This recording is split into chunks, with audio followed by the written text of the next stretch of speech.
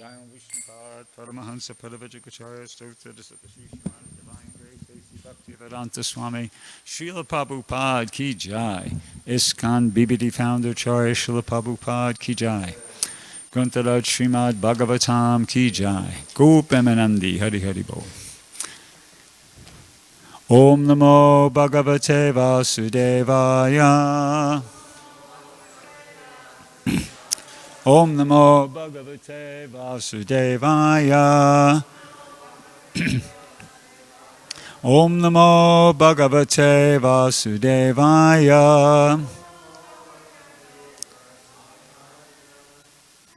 Tata Kalagni Rudratma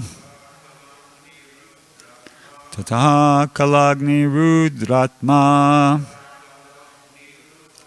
Yatristam idam atmanaha Yatristam idam atmanaha Sani yachchati tatkale Sani yachchati tatkale Ganani kamivanila Ganani kamivanila Tata Kalagni Rudratma Yatristamidam Atmanaha Sani Yachchati Tatkale Ganani Kamivanilaha.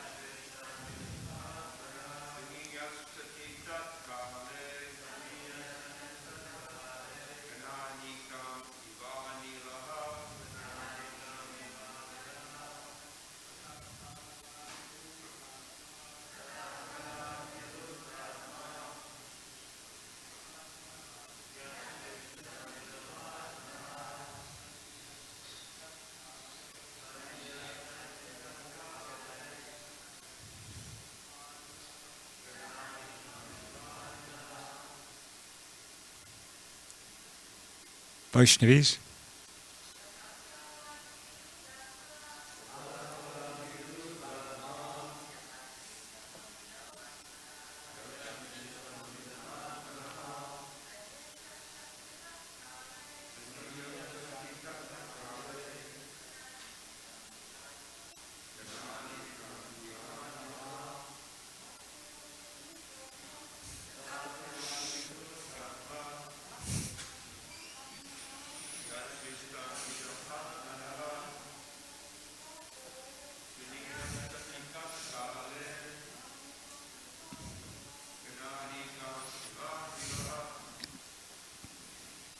Okay.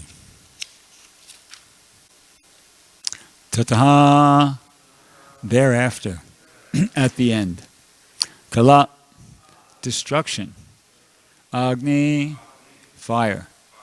Rudra Atma, in the form of Rudra. Yat, whatever. Shristam, created. Idam, all these. Atmanaha, of his own. Sam, completely. Niyachati, annihilates. Tatkale, at the end of the millennium. Gana anikam, bunches of clouds. Eva, like that of. Anilaha, air. Translation and purport by His Divine Grace A.C. Bhaktivedanta Swami Srila Prabhupada. Thereafter, at the end of the millennium, the Lord Himself in the form of Rudra, the destroyer, will annihilate the complete creation as the wind displaces the clouds. Purport. This creation is very appropriately compared to clouds. Clouds are created or situated in the sky, and when they are displaced, they remain in the same sky without manifestation. Similarly, the whole creation is made by the Supreme Personality of God in his form of Brahma. It is maintained by him in the form of Vishnu, and it is destroyed by him in the form of Rudra or Shiva, all in due course. This creation, maintenance, and destruction are nicely explained in the Bhagavad Gita, chapter 8, texts 19 and 20, as follows. Bhuta gramaha saevayam bhutva bhutva praliyate ratriyagame vashaparta prabhavat yahar agame parastasmatu bhavonyo vyakto vyaktat sanatanaha yasa sarveshu bhuteshu nashyatsu na vinashyati.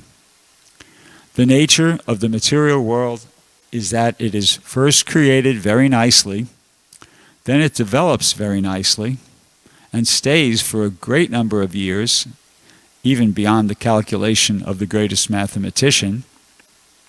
But after that, it is again destroyed during the night of Brahma, without any resistance.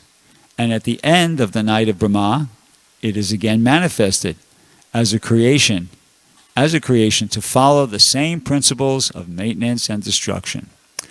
The foolish conditioned soul who has taken this temporary world as a permanent settlement has to learn intelligently why such creation and destruction take place. The fruitive actors in the material world are very enthusiastic in the creation of big enterprises, big houses, big empires, big industries, and so many big things out of the energy and ingredients supplied by the material agent of the Supreme Lord. Which, with such resources and at the cost of valuable energy, the conditioned soul creates, satisfies his whims, but unwillingly has to depart from all his creations and enter into another phase of life to create again and again. To give hope to such foolish conditioned souls who waste their energy in this temporary material world, the Lord gives information that there is another nature which is eternally existent without being occasionally created or destroyed, and that the conditioned soul can understand what he should do and how his valuable energy may be utilized. Did I read that right? Let me read that again. To give hope to such foolish conditioned souls who waste their energy in this temporary material world, the Lord gives information that there is another nature which is eternally existent without being occasionally created or destroyed, and that the conditioned soul can understand what he should do and how his valuable energy may be utilized. Instead of wasting his energy in matter, which is sure to be destroyed in due course by the supreme will, the conditioned soul should utilize his energy in devotional service of the Lord, so that it can be transferred to the other eternal nature, where there is no birth, no death, no creation, no destruction, but permanent life instead, full of knowledge and unlimited bliss. The temporary creation is thus exhibited and destroyed just to give information to the conditioned soul who is attached to material things, attached to temporary things. It is also meant to give him a chance for self-realization and not for sense gratification, which is the prime aim of all fruitive actors. Om Jnanatam Dasha Jananjana Shalakaya Chakshurna Militamyena Tasmai Shri Gurave Namaha Shri Chaitanya Manobishtam Stapitamyena Bhutale Swayamrupa Karamayam Darati Swaparantikam. So Srila Prabhupada here in this purport, well, it's translation as well, and the purport is talking about the destruction of the whole material creation. And it's also indirectly it's talking about how temporary, it's a very temporary arrangement, although it does go on for a long time. So what to speak of the creation, which is temporary? Our bodies are really temporary. I mean, if the creation is temporary, if that's being thought of like that, and that's going on for the day of Brahma, which is, 8.6 billion years, what to speak of our individual lives? Like, a flash in the pan. And very, very temporary. I've mentioned this in previous classes, but I have a list that I keep for various reasons of different devotees who I've known and who are no longer with us, at least in this realm. And it's 217 names now. So, what's the purport? Sometimes I ask myself, why am I keeping this list? Well, I said, there's multiple reasons, but one of the reasons is it reminds me that we don't live happily ever after here in this material world. We don't live happily ever after. You remember when you were a kid and they read the stories to you, bedtime stories, and at the end, and then they lived happily ever after? No, that is a total illusion. And we have we don't have much time. We don't know how much time we have. We don't have a lot of time, and on top of that, we don't know how much time. Today could be our last day. Actually, it's said that if you want to be successful in material life, you should live as if you're never going to die. But if you want to be successful in spiritual life, you should live as if today was your last day. And that could be the case. We really don't know. So in any event, following on from that, we should do like what Prabhupada says here in the purport. He says, instead of wasting energy in matter, which is sure to be destroyed, and that holds true for our bodies as well, in due course by the Supreme Will, the conditioned soul should utilize his energy in devotional service of the Lord so that it can be transferred to the other, eternal nature, where there is no birth, no death, no creation, no destruction. Okay, so then the question arises, well, it's saying here we should engage our energy in the devotional service of the Lord. How? How should we engage in devotional service? Everybody knows in the 7th chapter, the 7th canto of the Bhagavatam, there's that instruction by Prahlad Maharaj, Shravanam, Kirtanam, Vishnu, Smaranam, Padasevanam, etc. There's 9 different processes of devotional service. That's general, but more specifically, Prabhupada, our spiritual master, because we get further insight into how to implement these general instructions that we get from the Shastras, from the self-realized spiritual master. So Prabhupada, in a latter canto, 10th canto of the Srimad Bhagavatam, gives a very nice instruction how to, practically speaking, engage in devotional service. So I'll read that to you.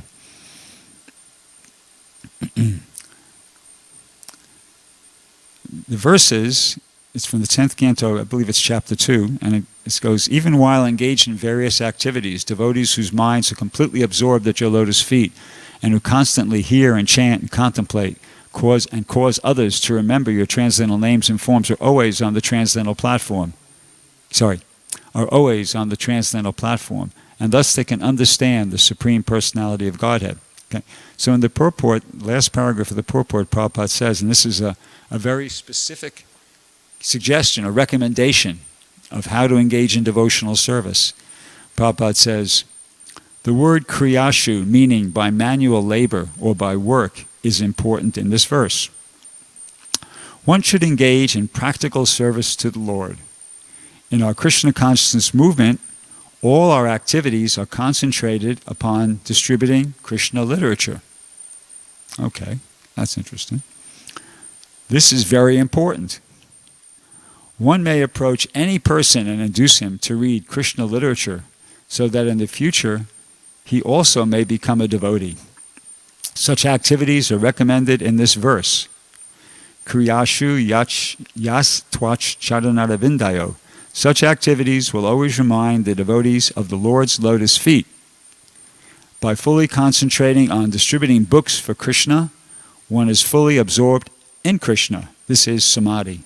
So from this paragraph, we can understand that this activity of distributing books, as Prabhupada puts it, is all our activities are concentrated, in the Krishna conscious movement, all our activities are concentrated upon that activity. It's beneficial for the people who will be receiving the books because it gives them a chance to, in the future, become a devotee.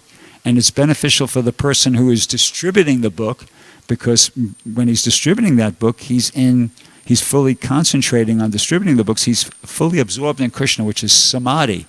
And for those of you who might not be very familiar with samadhi, the first place that I think we come in contact with that word samadhi is in the 6th chapter of the Bhagavad Gita.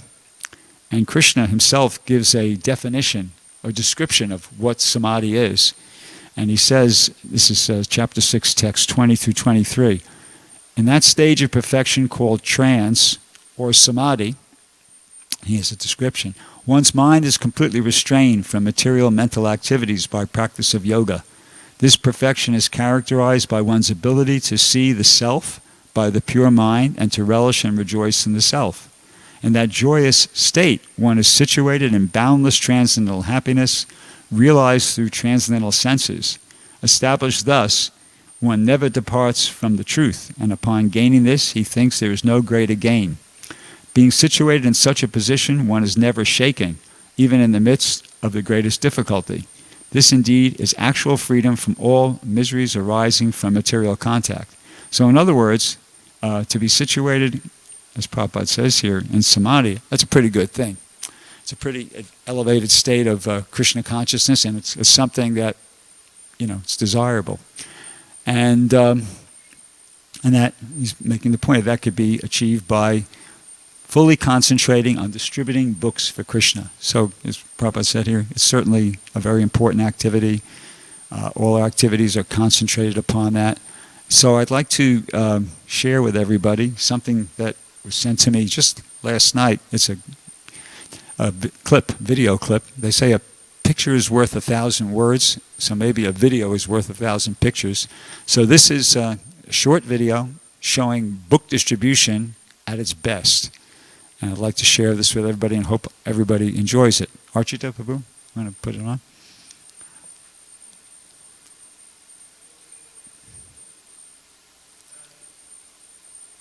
Where's Shamroy? Come on.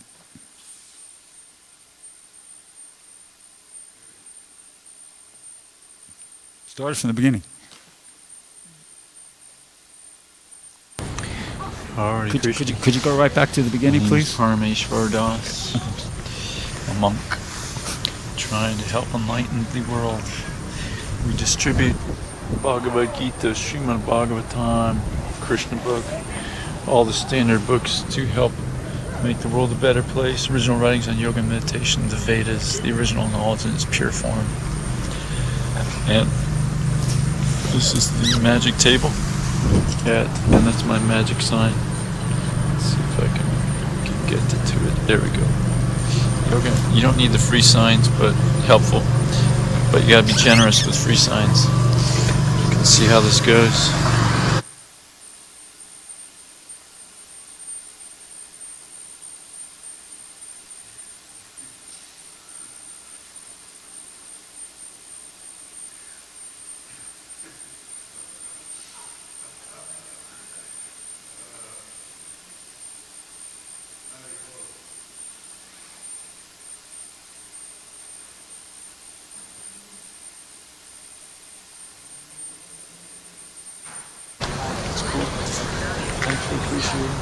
Oh, there we go.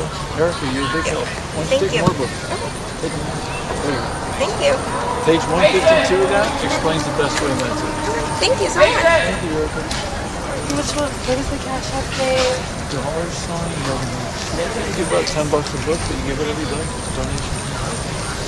How you doing, brother? Pretty good. How about you? I'm doing really super duper. Thanks to you cool people. This is our most popular one. Teaches best way to meditate. Oh, yeah. And these are the most important ones. Einstein's opinion, the original knowledge of meditation. Nice pictures in all of them. Eternal beings we are, temporary world, how to find truth and fulfillment.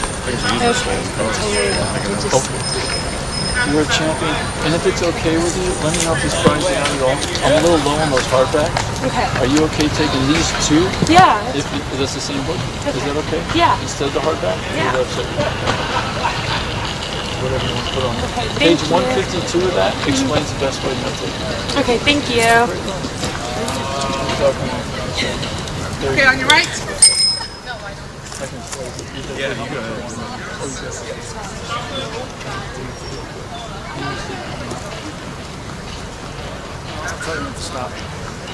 I'll tell you when to stop.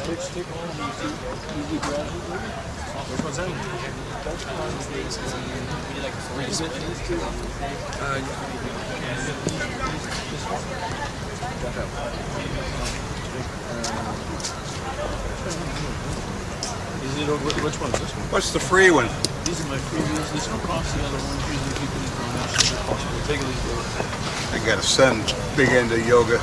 Yeah, my Love that one. fiance's really Thank into you. yoga and meditation. I'm not really sure where to even start. And if it doesn't, you got this one too? Okay, I guess you can stop it. I'm a little low on the hard back. This one. You could stop it if you like, Archie. Yeah, sure. So as you can see, real relaxed, right? Real friendly, and great result. I mean, that's...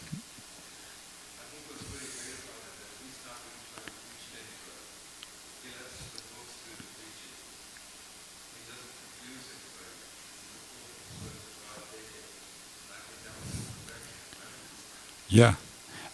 I don't know if we saw that because we didn't watch the whole thing, but quite a few of the people, as they're leaving, he opens to page 151 in the Science of Self-Realization, which has a 2 or 3 page little chapter where Prabhupada talks about the chanting.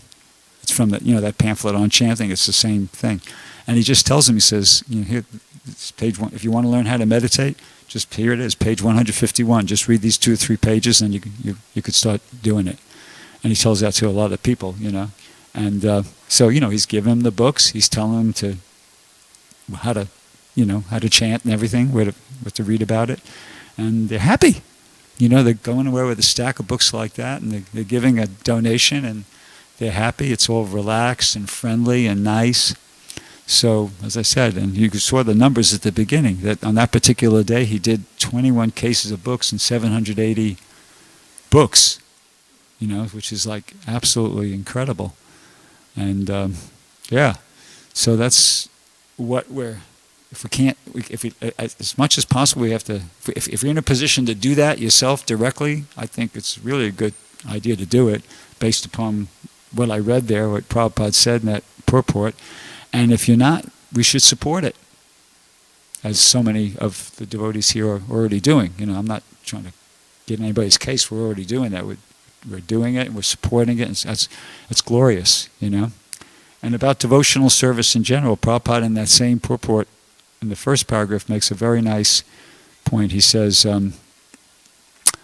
Srila Rupa Goswami has said that anyone who has dedicated his life to the service of the Lord, by his activities, his mind, his words, may stay in any condition of life, and yet is no longer actually conditioned, but is liberated. Even though such a devotee is in a material body, he has nothing to do with this body, for he is transcendently situated. Because a devotee is engaged in transcendental activities, he is not afraid of being materially embodied. Illustrating this liberated position, Sri Chaitanya Mahaprabhu prayed, Mama Janmani Janmanishvare Bhavatad Bhaktir Hortigitwai. All I want is your causeless devotional service in my life, birth after birth. Even if a devotee, by the supreme will of the Lord, takes birth in this material world, he continues his devotional service. When King Bharat made a mistake and in his next life became a deer, his devotional service did not stop, although some slight chastisement was given because of his negligence. Narada Muni says that even if one falls from the platform of devotional service, he is not lost, whereas non-devotees are lost entirely because they are not engaged in service. So devotees are in a really good position in general. I mentioned about this list I had. So, of all these 217 devotees that are on this list, I think a lot of them are back in the spiritual world, and the ones that aren't are taking birth again as human beings. They're gonna, if they aren't already engaged in devotional service, they will be in the near future. They're just going to take up from where they left off, and they're going to be hopefully participating in Lord Chaitanya's Sankirtan movement. So Hari Bol, it's all auspicious, win-win. It's all good, being a devotee. So that's all I have to say.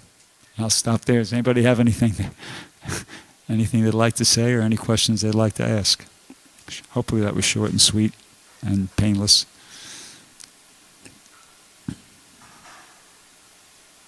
Okay, wow. Grunthard Srimad Bhagavatam Ki Jai, Srila Prabhupada Ki Jai.